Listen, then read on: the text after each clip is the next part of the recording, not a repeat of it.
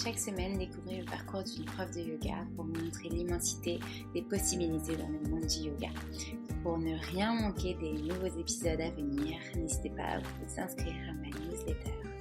Hello Esha, je suis ravie de te retrouver aujourd'hui pour ce nouvel épisode du podcast Le Yoga dans nos vies, où j'espère que je ne vais pas trop écorcher ton prénom et où tu vas pouvoir nous raconter ton parcours avec le yoga. Coucou, merci beaucoup de m'avoir invité à ton podcast, c'est très gentil. Ouais, c'est parfait, quand tu l'as prononcé, c'est parfait. Ok, super. Alors du coup, la première question que je pose à tout le monde, c'est quand est-ce que tu as rencontré le yoga pour la première fois? Alors, ça va dater déjà, parce que ça, il y a bien 11-12 ans, je pense. C'était complètement par hasard. En fait, c'est ma maman qui a gagné en tombola dans un club de sport où elle faisait ses cours de danse. Et elle a tiré 3 entrées pour le yoga. Mais ça ne l'intéresse pas du tout à l'époque, donc elle me l'a donné. J'étais en première année ou deuxième année d'études dans le conservatoire à Cracovie. Et du coup, je suis allée. Mais tu vois, un musicien vraiment type qui a jamais fait le sport de sa vie parce qu'ils ont tous peur au poignet, au doigt, qu'on va se casser quelque chose. Mais bon, je suis quand même allée. Et je suis tombée sur un cours d'Ashtanga. Ah, mince.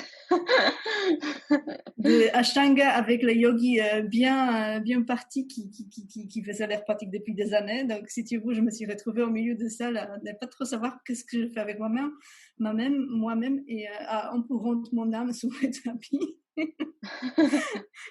Comme à la fin des cours, il y a bien sûr la position de Shirshasana. Et du coup, le prof me dit, vas-y, tu vas te mettre sur ta tête. Et moi, je le regarde, je dis, non, ça va pas arriver. Je te jure que non. C'est ça. Déjà, j'en pouvais plus. Je suis sortie à 4 pattes, mais il m'a aidé et on a quand même réussi. C'était en forme de F plus qu'une posture sur la tête, mais ouais, c'était mon début avec le yoga. Donc, tu t'imagines, je me suis dit, jamais de ma vie, je mettrai les pieds dans un studio de yoga. Mais bon, après, la curiosité et le défi personnel fait en sorte que, bon, je suis quand même allée faire toutes les 3 cours. Et je continuais un tout petit peu par après. Et du coup, dans un autre studio, plutôt Hatha et Iyengar. D'accord, ok. Et du coup, tu disais que tu étais musicienne, c'est ça à la base? Tu faisais des études au conservatoire pour quel instrument? Je suis violoniste et en fait, je suis spécialisée dans la musique ancienne. Donc, ça s'appelle la HIP, Historically Informed Performance. Ça veut dire qu'on va vraiment essayer de reconstruire la musique comme il y avait dans le temps de, par exemple, Bach ou Mozart, avec les traités, avec les instruments d'époque, donc toute la technique, style est adapté. D'accord, ok, super. Et donc, tu as fait ces études pendant combien d'années? Tu étais du coup en Pologne et qu'est-ce qui s'est passé dans tes études? Est-ce que tu as fait ce métier-là après ou est-ce que tu t'es dirigée plus vers le yoga du coup? À ce moment-là, je pense que je peux dire que je marie bien les deux. J'ai commencé mes études avec le violon, comme tous les enfants, à 7 ans, quand j'avais 7-8 ans. Et puis, je continuais toute ma scolarité avec le violon jusqu'au moment où je suis rentrée dans le conservatoire à Cracovie, où j'ai fait 3 ans d'études sur place. Après, j'ai fait un Erasmus à Bruxelles. Et en fait, j'ai tellement adoré Bruxelles que je suis déjà restée à Bruxelles pendant 9 ans, toujours en continuant à me former en violon baroque, du coup. Et à un moment où je suis venue en Belgique, j'étais étudiante, j'avais pas beaucoup de moyens, donc j'étais très concentrée sur le violon. Donc j'ai complètement arrêté le yoga et le sport tout court que je faisais pas mal pendant mes 3 ans d'études en Pologne. Jusqu'au moment, je dirais que j'ai commencé à avoir des grands soucis avec mon bras parce qu'il y avait un problème avec des nerfs dans ma main, donc je ne pouvais plus jouer parce que je n'avais plus de sentiments dans les 2 doigts, le 4e, 5e doigt. Donc imagine, pour violon, c'est un peu compliqué. Oui. Donc bien sûr, je voyais plein d'ostéopathes qui voulaient me opérer et tout ça. Finalement, je tombais sur un qui était très bien. Il m'a dit absolument pas d'opération parce que si tu t'opères, tu as 50% de chances que tu ne vas plus jamais jouer, donc c'est pas la peine. Et finalement, il a trouvé ce que c'était comme problème. Mais en même temps, du coup, je commençais à faire un peu de yoga par moi-même, de ce que je me rappelais, hein, comme je le faisais encore en Pologne. Donc, je continuais un tout petit peu, doucement. Mais il y avait un moment, il y a une copine qui m'a vu faire, pendant on était en orchestre, elle m'a vu faire un peu d'étirement de yoga. Et elle m'a dit, mais est-ce que je peux me joindre à toi? Je dis, ben, vas-y, viens, si tu as envie, why not? Et puis, il y en avait une, il y avait deux, et puis à la fin de stage, je crois qu'on était 8 ou 9. Et petit à petit, comme ça m'a tellement plu de leur apporter ce que je connus, que je me suis dit, allez, je sais que ma motivation, elle est... bah, si j'ai pas vraiment de but, ça va être compliqué de se mettre toute seule à tout le temps pratiquer moi-même. Donc je me suis dit que si on est plusieurs, peut-être on se voit tous entre nous, on pratique tous ensemble, comme ça on se donne un rendez-vous et on peut pour le faire ensemble. Donc c'est comme ça que j'ai commencé à enseigner en fait. D'accord. Et pendant 1 an, j'ai enseigné de ce que je connais, de ce que j'ai appris en Pologne, ce que je regardais comme YouTube, tout ça. Et à bout d'un moment, je me suis dit, mais il faudrait quand même que je me forme parce que j'aimerais bien pousser ça beaucoup plus loin, tu vois, vraiment connaître l'anatomie, pour ne pas faire de bêtises aussi, pour comprendre comment marche le corps. Surtout qu'en tant que musicien, on a quand même beaucoup avec notre corps, en contact avec notre corps, mais c'est pas du tout la même conscience que comme au yoga. Bah oui, oui, oui, Donc complètement. c'était très intéressant du coup, notamment le souffle. Encore les instruments avant, comme le flûte ou clarinette, eux, ils sont obligés de respirer, donc ils sont beaucoup plus conscients de ce qui se passe. Par contre, nous, dans les cordes, ça t'arrive de jouer à l'apnée parce que tu es tellement pris par ton truc, tu oublies de respirer. Et en fait, c'est la respiration qui va faire en sorte que la ligne mélodique va être beaucoup plus intéressante. Il y a la phrasé qui va se créer, que tu vas raconter toute une autre histoire. Donc, c'est super intéressant ce que tu dis, du coup, de mettre en parallèle le yoga et ce que tu as appris en respiration pour t'aider aussi à mieux jouer et à être plus consciente de ta mélodie, de ce que tu jouais un violon. C'est vraiment incroyable. Ouais, c'est exactement ça. C'est vraiment. Donc, tu as d'un côté le pranayama, du coup, qui va vraiment se mettre en accord avec comme tu joues. Et deuxièmement, la conscience de ton corps, donc conscience où vont s'agglomérer les tensions. Et en plus, violon, c'est un instrument qui est très asymétrique. Dans le yoga, on essaie toujours de balancer le côté droit et gauche, trouver le meilleur équilibre possible. Mais au violon, tu as un main qui est vers le haut, l'autre qui est vers le bas. Et en plus, même si le poids de violon n'est pas énorme, parce que, allez, c'est 300, 400, je sais pas, 500 grammes, mais comme tu y restes, parfois on enregistre, parfois on a des répétitions, et on reste 8 heures dans la même position. Donc, forcément, au bout d'un moment, ton dos, c'est coup de nœud. Ouais. Et puis, avec le stress, forcément, on crispe. En plus, oui. Tu crées beaucoup de tension dans tes muscles et dans tes articulations, alors que tu n'en es même pas conscient au final. Exactement. Et c'est souvent, ça vient après. Donc, tous les musiciens ont un problème de dos, un problème de posture. Donc, c'est pour ça que je me suis dit, parce qu'au départ, toutes les personnes qui pratiquaient avec moi, quasiment tous, c'était des musiciens. Donc, je connaissais leurs problématiques, même si ce n'était pas le même instrument, on savait plus ou moins ce qu'il y avait comme problématique dans le corps.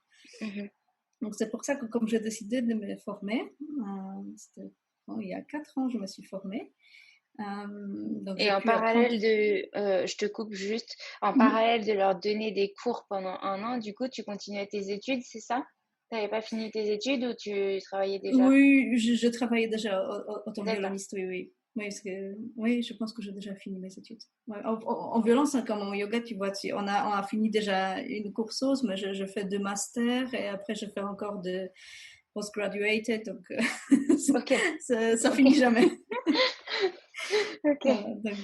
Donc voilà.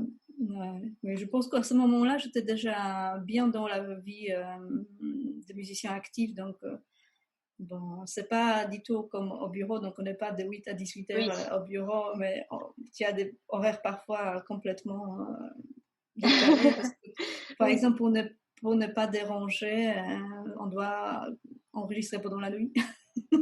Comment? Ah oui, pendant la nuit? D'accord. Oui, c'est ça. Donc, souvent, on commence par exemple à 19h et on finit à 2h du matin. Ou par exemple, si c'est les concerts, les concerts ils sont à 8h, donc le 8h jusqu'à la fin des concerts. Donc, c'est pas du tout le même rythme. Oui, c'est vrai. Et puis, il n'y a pas une semaine donc, qui se répète. oui, c'est vrai, oui, tu peux pas te créer une routine, là, c'est pas possible. Et donc, du coup, tu disais que après cette année-là, commencé à enseigner, etc., tu t'es dit que tu avais envie d'aller plus loin dans cet apprentissage. Et donc, qu'est-ce que tu as décidé? Alors, je voulais faire du coup la formation de base des docentaires pour voir déjà commencer par les bonnes bases. Donc, je cherchais une formation qui correspondrait un peu avec mon emploi de temps, parce que je ne peux pas prendre les vacances comme tout le monde, puisque je suis intermittent de spectacle. Donc, quand je suis appelée, il faut que je vienne. Donc, j'essaye de trouver plus ou moins les périodes dans lesquelles je pourrais faire ça. Et, être disponible. Exactement. Donc, je cherchais les écoles comme ça et je suis tombée complètement par hasard sur une école. C'était pas du tout voulu, mais l'école, elle est créée par deux femmes, une maman et une fille. La maman, elle est polonaise. La fille était née au Canada, mais elle est moitié polonaise, moitié canadienne. D'accord. Et du coup, le cursus s'est passé en Pologne, mais en anglais. D'accord. Voilà, donc c'est Quaternity Institute. D'accord. C'était très très chouette parce que du coup là j'ai découvert tous les côtés du yoga beaucoup plus spirituel, parce que moi j'étais plutôt partie de yoga entre guillemets gymnastique, parce que je faisais beaucoup de body art, de pilates auparavant aussi, et donc forcément ce style là. Et du coup j'étais très contente parce que ça m'a permis C'était quoi le rythme du coup? Elle en fait, il y avait une semaine de Hatha Yoga, une semaine de Vinyasa et une semaine de Kundalini.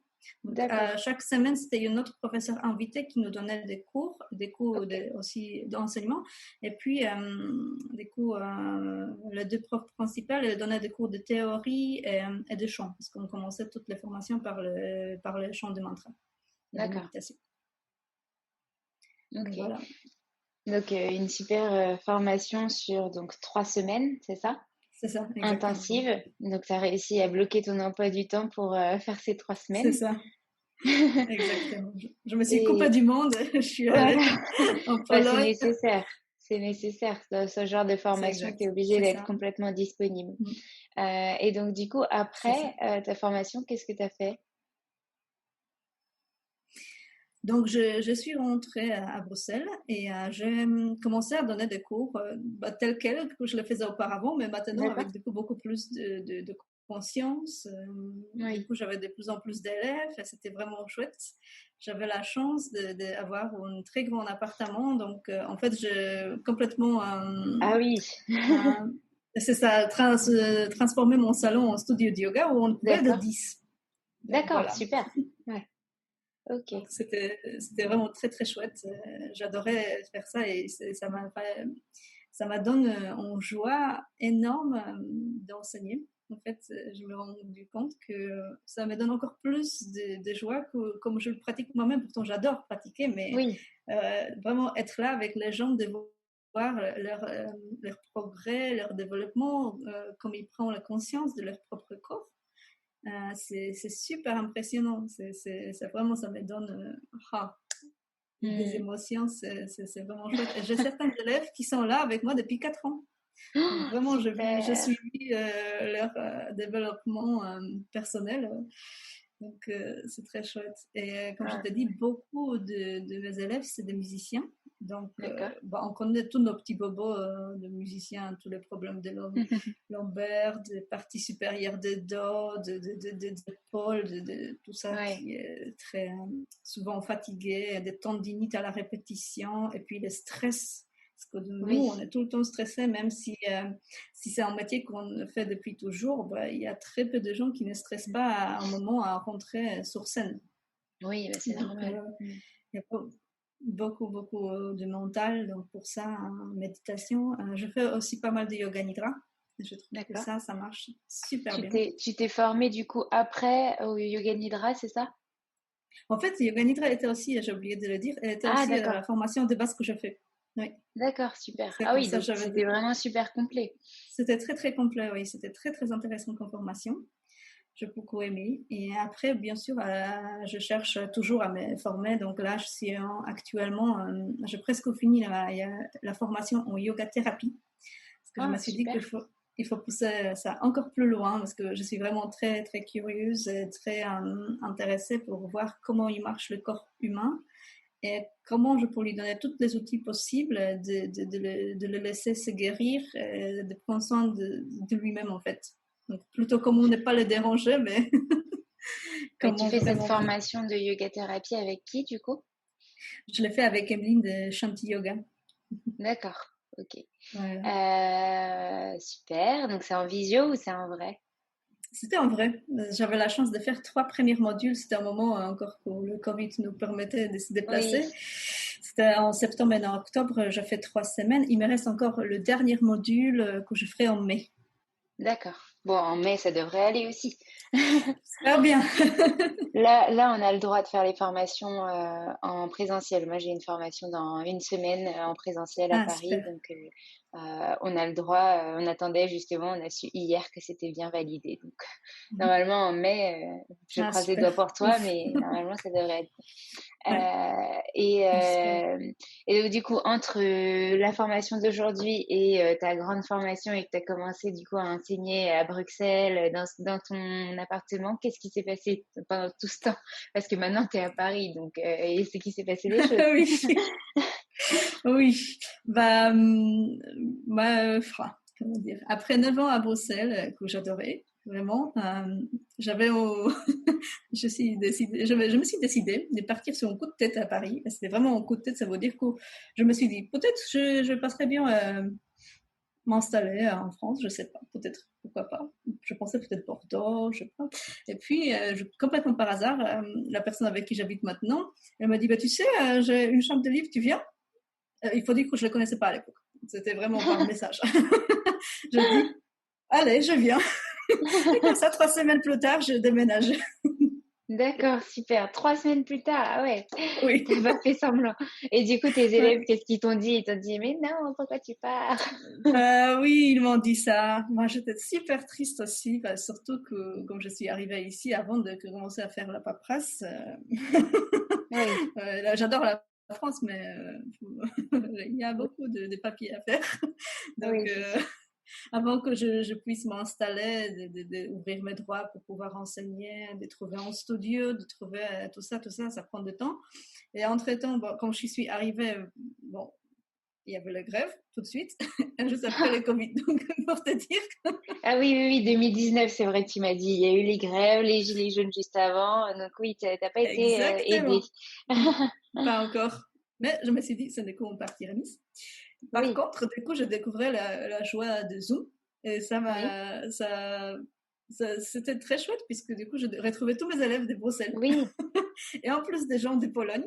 Et j'ai encore des élèves qui sont en France et des élèves qui sont en Allemagne. Et souvent, on se retrouve tous les 4 pays, ou D'accord. plusieurs même, parce qu'il y en a une qui est au Mexique même. On se retrouve tous Et du coup, autour tu donnes ton cours en français ou en anglais? souvent en 3 langues en même temps, mais la plupart du temps c'est en anglais parce que c'est les Oui, plus commun pour tout le monde. Mais si j'ai des remarques personnelles, je les fais pour chaque personne dans sa langue. d'accord. Oh, ben dis donc. Donc tu parles polonais, français, anglais. Et pour le Mexique, tu... Ah non, non, ça va, elle est française. Espagnol? Non, non, non, ça va, ça va. Déjà avec les Ok. 3, ma Oui. tête parfois. Oui, c'est sûr. Ça doit être difficile. Et du coup, ouais, la langue majoritaire, c'est l'anglais pour Oui, tout le monde. Et puis après, au cas où, tu as les exactement. traductions possibles. Ok, super. Exactement. Et donc, depuis 2019, en gros, tu t'es installé, t'as quand même pu enseigner un petit peu dans des studios ou pas du tout, du coup? Euh, En fait, commencé par violon, donc je me suis beaucoup Oui, plus essayé de trouver des orchestres, des choses comme ça. Donc non, je n'ai pas encore trouvé. Mais d'accord. comme je dis, je cherche. J'espère vraiment qu'une fois que la situation va être un peu plus Oui, calme, je pourrais peut-être soit. Je voudrais bien parce que comme j'ai toujours enseigné chez moi, c'est super. oui. Je donne beaucoup de cours privés aussi, hein. Donc soit les gens viennent chez moi, soit je vais chez les gens. Mais ce serait quand même chouette. Je voudrais bien faire cette expérience d'enseigner dans un studio. Oui, Donc, oui, c'est sûr, c'est pas la même chose si tu l'as jamais fait. mhm. Et du coup, tu as quand même trouvé du travail pour être en tant que musicienne? Oui, oui, oui, oui, Oui. ça va. Ça Mhm. s'est pas trop arrêté là avec le Covid? Tu arrives à quand même continuer à travailler? Le premier confinement, c'était très compliqué parce que du Ouais. coup, il n'y avait rien. Nous, on a fini, parce que j'étais confinée avec mon autre collègue musicien, donc on a fini par le faire les concerts sur nos balcons. Et du coup, tous les Hmm, mercredis, on avait tous les trop voisins des coins bien. et même les gens qui venaient pour leur balade de 1 heure, voilà, qui étaient Ah, autorisés, ils venaient nous écouter, donc on faisait des petits concerts. Donc ça nous a quand même bien aidé pour supporter ça. Mais à partir de juin, on commençait un tout petit peu, pas vraiment faire des concerts ou des concerts avec des publics très limités, mais beaucoup de transmissions de concerts ou le disque. Donc, on enregistre pas mal. d'accord. Donc vous arrivez quand même à travailler. Oui, heureusement. Bon, ça va. Alors, ok. Et du coup, donc tu t'es formée, tu as continué de te former là, tu es en yoga thérapie. Et est-ce que tu as fait d'autres formations entre-temps ou est-ce que tu as des idées d'autres formations que tu aimerais faire? Ah, tellement. Il faudrait juste avoir le temps et les moyens, mais à mon avis, si on Oui. vaut bien, ça se trouve. J'ai fait aussi entre-temps la formation pré- et post-natale. Mhm. Mais bah, je l'ai fait avec quelques copines qui étaient enceintes, mais comment dire, c'est pas vraiment. Je voulais savoir pour être sûre que si jamais il y a enfin mon centre qui vient à mon cours, que je serais Oui, pas trop stressée, mais c'est pas mon but principal. d'accord. Les suivantes que je voudrais bien faire, bon, déjà finir ma yoga thérapie qui est extrêmement complexe parce que du coup là on touche un peu à tout. Oui, On travaille pas mal avec les pathologies, avec des choses. d'accord. C'est vraiment, on peut faire des ateliers de yoga thérapie avec, je sais pas, en digestion ou menstruation ou quelque chose comme ça. Mais ça touche beaucoup plus quand même les gens particuliers qui viennent avec leur propre pathologie ou avec problématiques D'accord. qu'ils ont. Pour qu'on la soigne vraiment, on crée un cocon, on fait plusieurs cours avec les suivis. Il sort avec un petit suivi. Et du coup, tu peux faire des cours en groupe ou tu fais que de l'individuel avec ce yoga thérapie? On peut faire des cours de groupe. Du coup, ça serait thématique, comme j'ai Mhm. dit, autour de quelque chose. Je peux booster ton immunité ou Oui, quelque chose comme ça. Mais c'est vraiment plus prédestiné pour une personnes pathologie qui veulent. spécifique. Mhm. C'est ça, pour vraiment, vraiment se occuper à 100% de la personne. Souvent, les personnes, par exemple, ils ne peuvent pas faire trop de mouvements ou il faut que ça soit Mm. sur chaise. Donc, Oui, c'est vraiment très, très adapté à chaque fois. Donc, on a ok. vraiment des dossiers, je ne vous dis pas dossier, mais comment dire, on fait vraiment un suivi de la personne. Donc, on se Mhm. crée, on sort des séances avec des recommandations par après. Et à chaque yoga thérapeute, je sais que le thème thérapeute, il faut faire très attention. Donc, plutôt chaque personne qui enseigne yoga thérapie a sa propre spécialité en plus. Donc, moi, par exemple, c'est le nidra. Donc, souvent, je peux D'accord. utiliser pendant mes séances de yoga thérapie du nidra. Il y a des autres personnes qui vont vers beaucoup plus, par exemple, ils sont formés en lithothérapie ou par exemple, énergétique, quelque chose comme ça. Donc, ils peuvent D'accord. souvent marier tout ça et faire une concoction D'accord. qui fera le mieux pour la personne qui est devant. Ok. Super. Oui, Donc, utiliser voilà, toutes nos clés pour accompagner la personne. exactement, exactement. Mm. Donc, Ok. je trouve ça très, très intéressant et puis enrichissant parce que, voilà. Oui. Et donc, tu me disais les deux autres modules que tu avais fait avant, tu avais la chance de les faire en présentiel. Et là, en mai, on Oui, espère aussi. Ok. espérant, oui, Mm. exactement. C'est ça. Ok. Et si Et jamais après j'ai le temps, bah, je voudrais bien faire les 300 terres pour vraiment ouais. avoir le diplôme complet. Il y a quelques formations que je regarde, mais voilà, on verra. Et sinon, moi, j'adore tout ce qui est aérien. Donc, soit yoga aérien, soit l'acro-yoga. J'en faisais beaucoup quand j'étais à Bruxelles. Il y avait une chouette communauté de acro-yogi. Donc voilà, ça met de passion. Déjà, avec ça, je pense que pour quelques années. Oui, c'est sûr. Mais déjà, c'est des beaux projets. Est-ce que du coup, tu as d'autres projets que tu as envie de lancer là, incessamment sous peu ou à long terme, que tu aimerais bien mettre en place avec le yoga? Je voudrais bien faire le yoga. Par exemple, souvent on dit le yoga dans les entreprises. Et moi, comme je suis musicienne, l'orchestre, c'est pas vraiment une entreprise, mais c'est pas loin parce que c'est quand même une structure. Donc, je voudrais bien lancer du coup le projet de devenir le prof titulaire pour les orchestres. D'accord. Une orchestre ou plusieurs orchestres, souvent tu vas comme on part en tournée.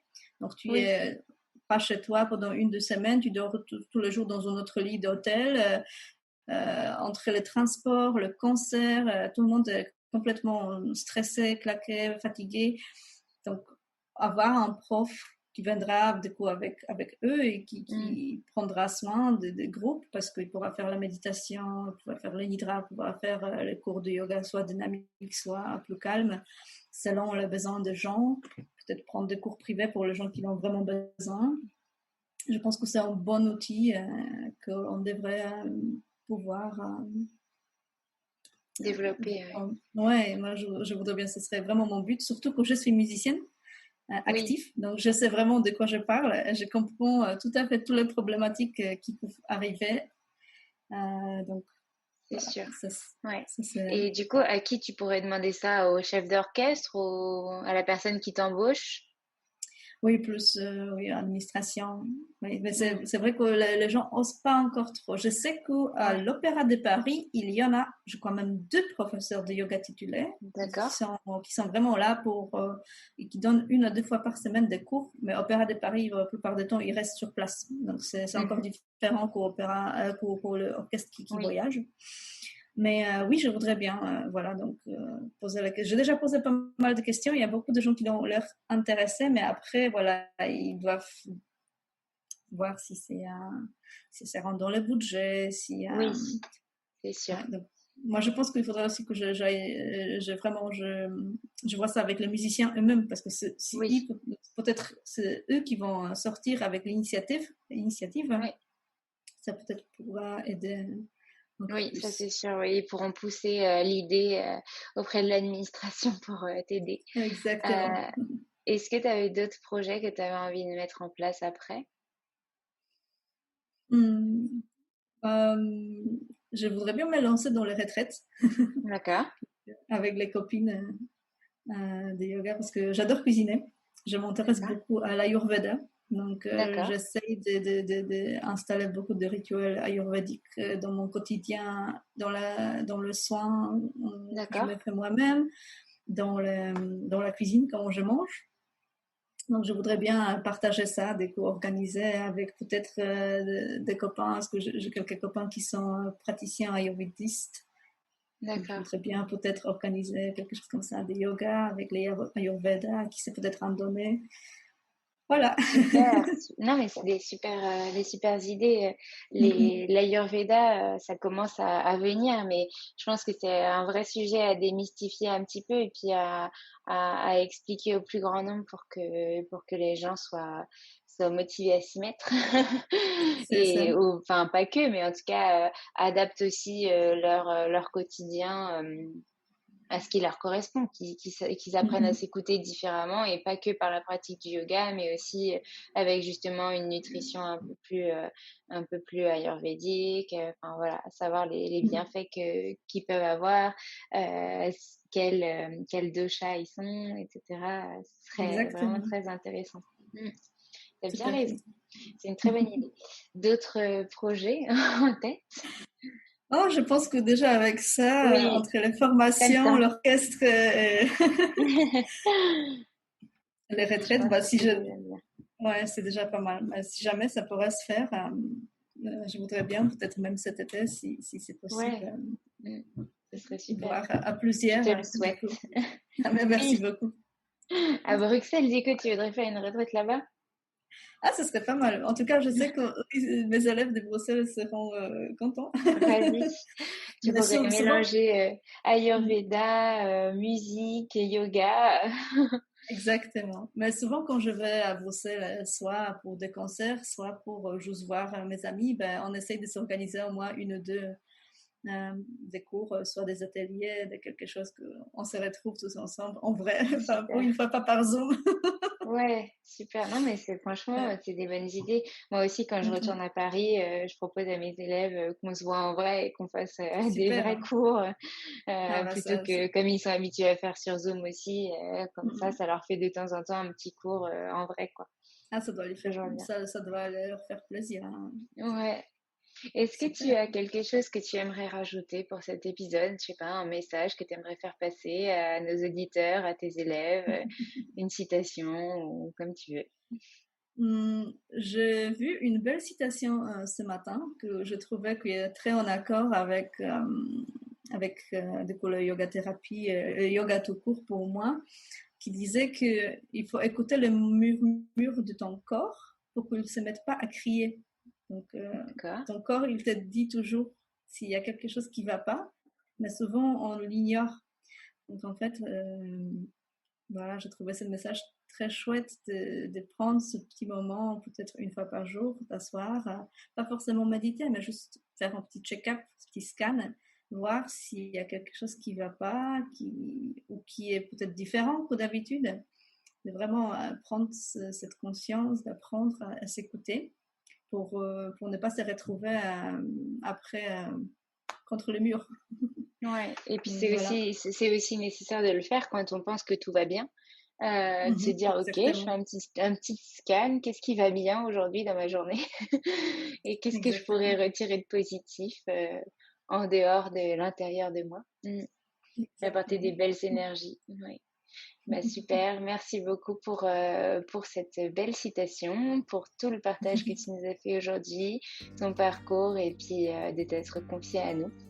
Puis j'espère Merci qu'on se beaucoup. reverra très vite avec Va. Baya peut-être ou pas. Oui, avec grand plaisir. Merci beaucoup. À très vite. À très vite. Salut. Si vous voulez soutenir le podcast Le Yoga dans nos vies, n'hésitez pas à laisser un commentaire et des étoiles sur Apple Podcasts. Vous pouvez aussi m'envoyer des messages, des questions, ça me fera très plaisir.